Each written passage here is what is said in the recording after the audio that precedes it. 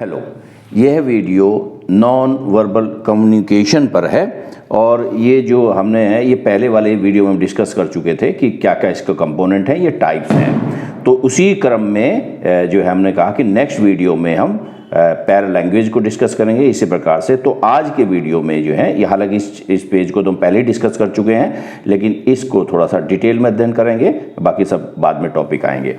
तो आज हम पैरा लैंग्वेज या पैरालिंग्विस्टिक्स या वोकलिक्स को भी वोकलिक्स भी कहते हैं, इसको अध्ययन करेंगे।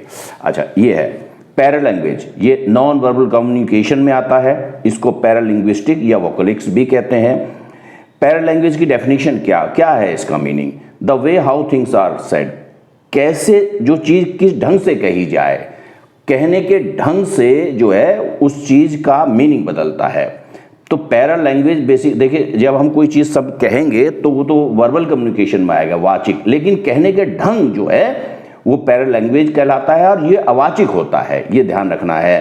कहने का ढंग जो है अवाचिक संप्रेषण का उदाहरण है और जो है इसी को पैरा लैंग्वेज या पैरालिंग्विस्ट या वोकलिक्स कहते हैं। इसके कौन कौन से संगठक हैं या कितने इसमें पार्ट हैं, संगठक के हिस्से हैं। Volume, rate of speech, pitch या टोनल पिच, रिदम, प्रोनाउंसिएशन या वोकल करेक्टरिस्टिक्स में साइंग, सांस लेना, हंसना, क्राइंग, चिल्लाना, विशलिंग, सीटी बजाना, ग्रोनिंग का मतलब होता है कराना। तो ये बेसिकली क्या है, इसके कंपोनेंट्स हैं, और भी हैं लेकिन काम की चीज़ें उठाई गई हैं। वॉल्यूम से क्या होता है कि जैसे हम शब्द बोले, जब हम शब्दों का सब प्रयोग करेंगे तो वो जो है वाचिक संप्रेषण होगा, लेकिन वॉल्यूम जो है अवाचिक में आएगा और वो पैरा लैंग्वेज का पार्ट है।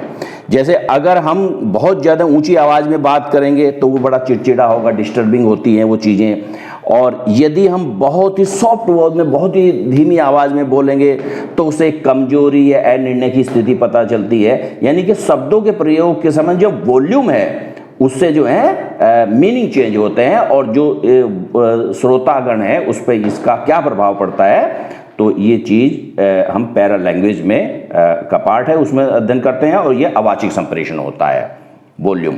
अच्छा, रेट ऑफ स्पीच, बोलने की दर क्या है। जनरली क्या है कि आदमी जो है 1 मिनट में 50 शब्द बोलता है। बहुत ज़्यादा अगर वो तेज़ से बोलेगा तो ऐसा लगेगा घबराहट है उसके अंदर, या बहुत ही स्लो अगर बोलेगा तो उससे जो है कि वो क्या कहते हैं बोर कर रहा है, बहुत ही धीरे धीरे बोल रहा है और बहुत ही जो है आदमी जो है श्रोतागण पूरा बोर हो गए हैं, तो वो जो है बोर्डम का जो है उदाहरण है।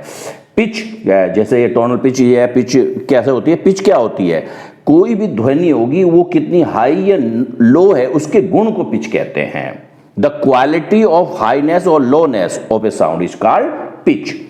तो पिच जो है, जैसे कि एक ही लगातार मोनोटोनस पिच में जो है, नीरस पिच में जो है आप बात कह रहे हैं, तो वो क्या है कि ये श्रोतागण पे ये प्रभाव जाएगा, आप सक्षम नहीं है तो जो है, या आप जो है डायनामिक व्यक्ति नहीं, यदि आप जो है एक ही पिच में, एक मोनोटोनस पिच में बात को कह रहे हैं। तो पिच में भी वेरिएशन हो चाहिए, यानी कि पिच अगर सिचुएशन के हिसाब से है तो जो है ये पिच जो है आपको क्या कहते हैं वो आपका एक अच्छी इमेज बनती है इसमें, कन्वर्सेशन में, ये कम्युनिकेशन में। बहुत ज़्यादा हाई पिच है, जैसे अगर कोई जो है तो एक्साइटमेंट के लिए होता है, लो पिच है तो उसके दूसरे अर्थ होते हैं। तो कहने का मतलब पिच का भी प्रभाव होता है, शब्द को प्रयोग होते हैं। पिच कैसी है, तो पिच अवाचिक में आएगी। रिदम कैसी है, रिदम में जो है आपका लय कैसी है। यदि आप जो है रेगुलर रिदम में है, कोई चीज़ जो है नियमित जो है लय में बात कह रहे हैं, तो आपका जो है पता चलता कि कॉन्फिडेंट जो व्यक्ति जो है या स्पीकर जो है कॉन्फिडेंट है। यदि बड़ी इरेगुलर अनियमित रिदम है, जैसे कोई आदमी गाना गा रहा है तो वो बड़े इरेगुलर रिदम में गा रहा है, तो उससे पता चलता है कि इसको जो है तैयारी नहीं है और ये घबरा गया। तो पिच रिदम भी आपका जो है अवाचिक में आता है। तो रिदम से मीनिंग चेंज हो रहा है। शब्द देखिए, अगर कोई कॉम्पिटेंट है, जैसे कोई सिंगर है बहुत ही सक्षम है, तो वो रेगुलर रिदम में गाएगा तो उसका इंप्रेशन दूसरा पड़ेगा। लेकिन वही गाना अगर कोई व्यक्ति जो है जो कॉम्पिटेंट नहीं है और बड़ा ही लैक ऑफ प्रिपरेशन के साथ आया, क्लैरिटी नहीं है, इरेगुलर रिदम में बात कह रहा है, तो उसका दूसरा असर जाएगा। गाना वही है, तो रिदम से मीनिंग चेंज हो रहा है और इम्प्रेशन जो है जो है रिसीवर हैं यानी कि श्रोतागण है उस पर गलत प्रभाव पड़ता है। प्रोनाउंसिएशन, उच्चारण जो है, उच्चारण से भी होता है, अच्छे उच्चारण अगर कोई व्यक्ति बोलता है तो पता है कि जो एजुकेटेड है, और यदि गलत शब्द बोलता है तो ये लगता है कि ये शिक्षित नहीं है, इसको सही तरीके से आता नहीं उच्चारण। तो ये भी आपका जो है प्रोनाउंसिएशन भी अवाचिक में आता है। वोकल कैरेक्टरिस्टिक्स में सांस लेना, जैसे सांस लें, सांस से शब्द का यूज नहीं होता। जैसे अगर कोई आदमी जोर जोर से सांस ले रहा है तो उसका कि कहीं दौड़ के आए हो, या आपको क्या खांसी है, हंस रहा है, क्राइंग है, विशलिंग, सीटी बजाय, ग्रोनिंग मैंने करा रहे हैं, तो इन सब का जो है शब्दों का प्रयोग नहीं होता। लेकिन जैसे कि अगर पड़ोस के कमरे से या कहीं और से कराने की आवाज़ है तो आपका इंप्रेशन क्या है कि लगता है कोई बीमार है। तो चिल्ला के है, सीटी बजा रहा है, तो इनके दो जो है ये अवाचिक संप्रेषण के उदाहरण है। नॉन वर्बल कम्युनिकेशन और पैरा लैंग्वेज में ये चीज़ आती है। अच्छा, इसके बाद हम इसमें देखो क्वेश्चंस भी डिस्कस करते हैं। अगर आप CSET का पेपर देखें Uttar Pradesh public service commission का, तो उसमें ये चीज़ आएंगे। 2023 में क्वेश्चन है, तो मैं क्वेश्चन पढ़ देता हूँ। पैरा लैंग्वेज संबंधित है। देखिए, अब जैसे ये देखा उन्होंने, पैरा लैंग्वेज संबंधित है, तो जो है para language related non verbal communication, verbal में नहीं, इंटरपर्सनल का डाउनवर्ड कम्युनिकेशन में नहीं। जैसे मैंने कहा para language non verbal communication में आता है।